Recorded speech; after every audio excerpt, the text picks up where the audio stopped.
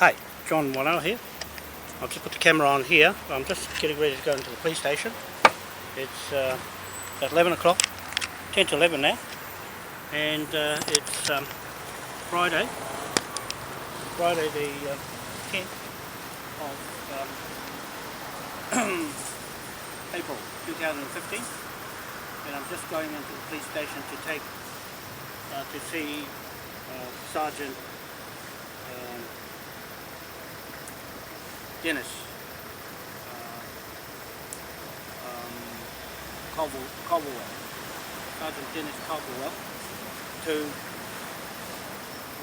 talk about 161 Cook Street with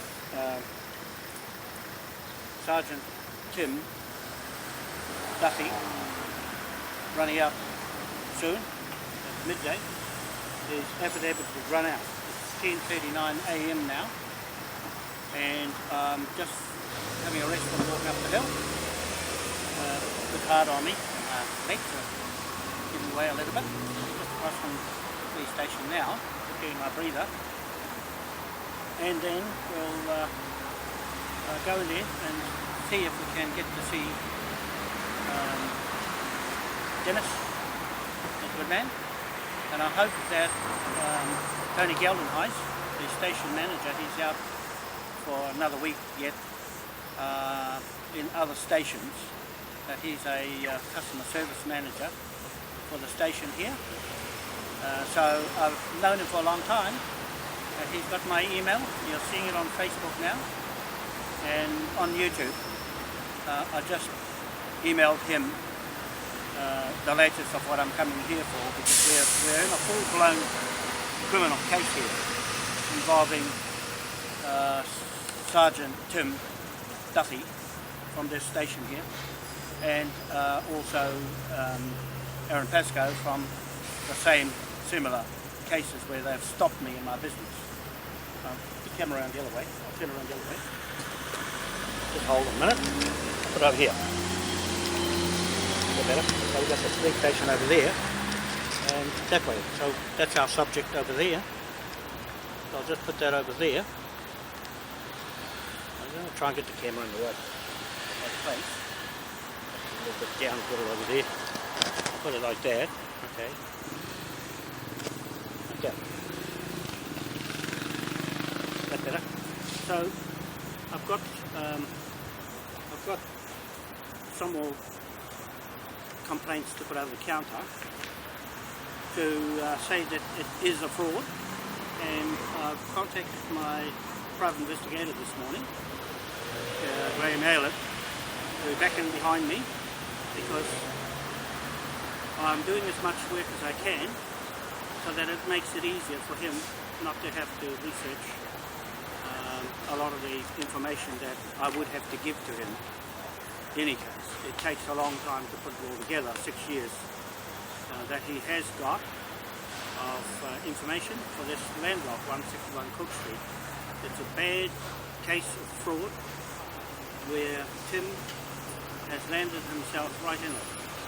He has tampered with the evidence that I have for a court case in the High Court of Admiralty in London. It's in train now, since somebody made a complaint. I haven't got any written warning of any sort, or any written trespass notice. So this is the things I want to talk to Dennis about, because I need an officer to go in with me to seize the property, because there's no way they're going to get out of it. There's no way their lawyer is going to get out of it, because he's more than likely been talking to Tim about how to get rid of me, and he hasn't got rid of me. He's taken me off the land block, but he hasn't legally. I'm accusing Tim of using his own authority, not the police of his superiors, to allow him to just make a trespass order out of thin air from his mouth without a written validation. So I've got validations here of his authority to crossed into a private contract with whose jurisdiction, what jurisdiction is he using to overcome my jurisdiction of being a private investigator and debt collector. So I'm acting like I was Graham Ayler as a debt collector. I'll get to be equal to him before long. But Graham will pick up from this and you'll discover that it is a fraud, a full-blown fraud that has been going on for 6 years, and it has to pay for all of that, all the running around I've done to come up with offenders. Now he's offender, Tim, I've named him as offender on Google, YouTube, Twitter and Facebook. It's stuck there for life. He can't change it, he can't take his face off because it's in Scotland Yard, which Graham has come from, being in Britain, and now he's here with his own self-employed business as a private investigator, taking over from me. So no matter what the police do, Graham will get it out of them, because being British, I'm acting British here, title to these lands that they've left out of their LINZ titles to make mortgage loans, and we have an interest in the land. And in international commercial contract law, the original landowners have rights to their land. And if you've committed fraud, which I'm complaining about, I've been trying to complain over the counter. Now I can, because I'm counter-claiming somebody, not the owners, because they would have written to me. They have not written to me, but they have acted to react by getting a policeman involved in me. So they've now engaged me with them to counter, and it has become a full-blown case of them and me and everybody else interfering between me and them. They're landowners, okay? So now this is not a police problem. This is a land conveyancing lawyer problem. I've been trying to tell the police here to stay out of it. Now Tony Geldenhuys, he's my representative policeman here in the front office of the service desk, been there for years. Now he said he'll stay right out of it, which he has. He has not got involved with the contract, because he knows it's a contract not to go anywhere near it. And Gary Davey, Philip Taylor from the CIB in Otahu, said he can't do my case because it's not in his jurisdiction area. He said go to Gary Davey, CIB. Okay? So I went to Gary Davey. He doesn't want a bar of it because it's too risky. It's too risky to go into a contract that big. And it's not my problem that Tim has walked into it and dragged the police into a third-party contract when he's not supposed to do it. The policeman is supposed to ask the landowner, go to your lawyer. You see, because they should not do a lawyer's job. I'm doing a lawyer's job and a judge's job. You don't come and interfere with anything you don't know anything about, Tim. Duffy. Now, that's your problem. That's why I'm trying to complain now, that you're in the fraud. I'm accusing you of in the fraud and I want you locked up by Dennis. I've written to Tony Geldenhuys this morning in an email, fresh email, to tell him I'm here now, this morning, to see Dennis, Sergeant Dennis Colverwell, to go and sit down with him, and Tony should have contacted Dennis by now to tell him where I stand in the circumstances of what has happened now that there's a complaint, an official complaint against me. Nothing in writing, no validation, no nothing, just like that. So I'm coming here with written titles, written affidavits, written everything. I've got a written affidavit for Tim to refute that I'm calling him a fraudster, conspiring to defraud the public and our chiefs by acting out of jurisdiction, out of order. in front of me, and I'm equal to Graham Aylett, a private investigator, a licensed private investigator. He's got all this. He knows it's a fraud. My QC, notary public lawyer, Utai Kea Toi, is one of the best Asian lawyers from South Korea. Here is my lawyer, and he knows it's fraud, right? And even Charles Hirschfeld, barrister, knows it's a fraud. Okay, so it's not going to go away. It is not going to go away, and it's got to be fixed up today. I want it fixed up today. I want to go on that land block today, Tony and Dennis. I need you to tell Dennis to assist me to go to that land block and clear them off. That's what I want to happen today. So I've had enough rest now, and I'll switch my camera on.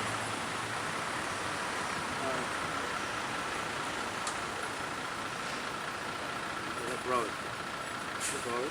Go that way.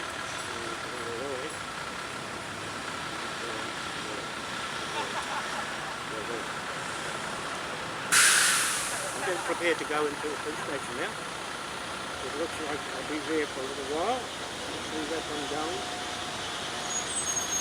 And take the camera there and go in. I'm going to put my recorder on. I might go. Right now, 10:29. That gives me plenty of time to see Dennis. And I'm hoping he's there, that someone is there to talk to me. So we've got the recorder on now.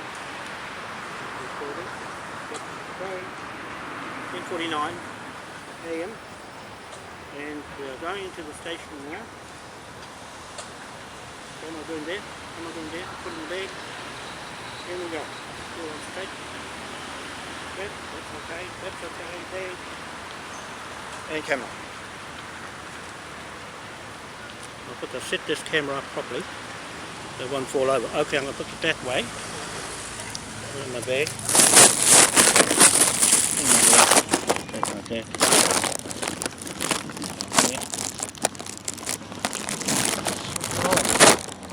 A lot of mucking around. The police have put me through a lot of trouble, but they're going to have to pay for all this.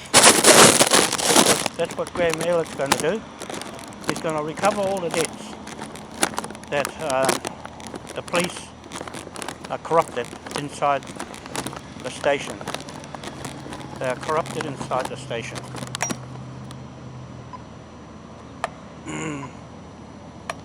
Today is Friday, the 10th of April 2015, and I'm just crossing the road to go up to the station.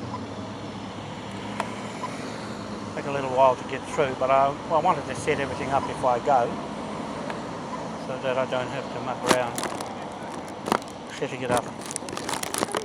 My camera's going, so that's all that matters. I need to keep record. So with the way this is going, it's got to come to a head sooner or later. But I'm sure somebody's going to crack. Someone's going to crack.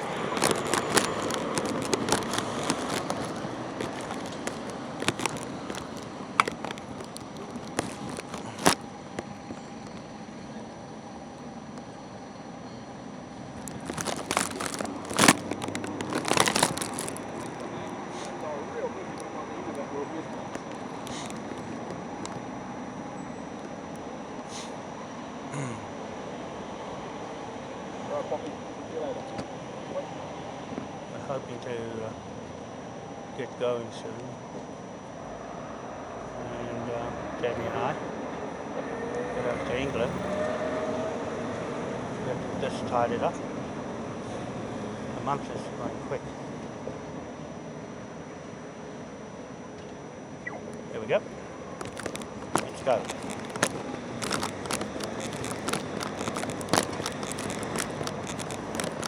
my legs are a little bit strained. A little bit strained. I think I pulled the muscle walking. Been walking every day up to this police station. I've never seen so many videos before of me taking photos of police stations. So they'll be glad they can't see me with a camera pointing at them. Oh, those people are going to the police station to get them. Oh, hold me up.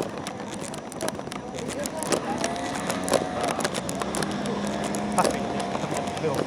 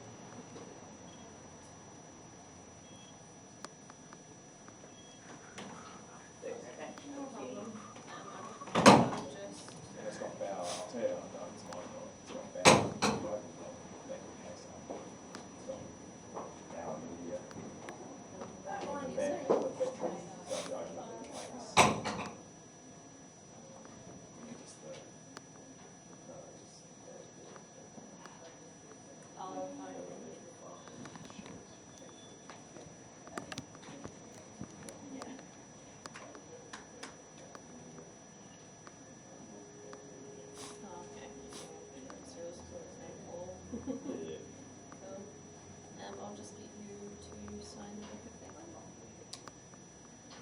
Received from Auckland Central, signed with the address there.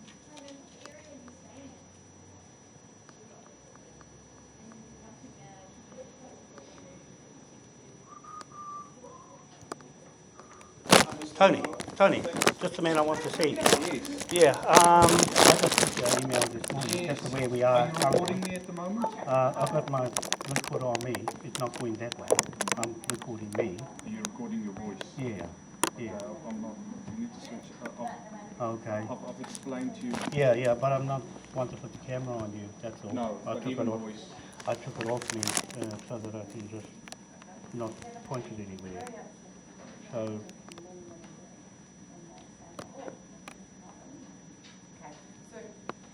okay, it's off now. Okay. So, I've given, Just before we go, you to go somewhere and talk. have you got other recording devices on you at the moment? Yes, I have. Yes, can you switch that off as well? Okay. Because I need this for evidence, otherwise nobody's going to believe me. I've got to be honest with you. Yeah.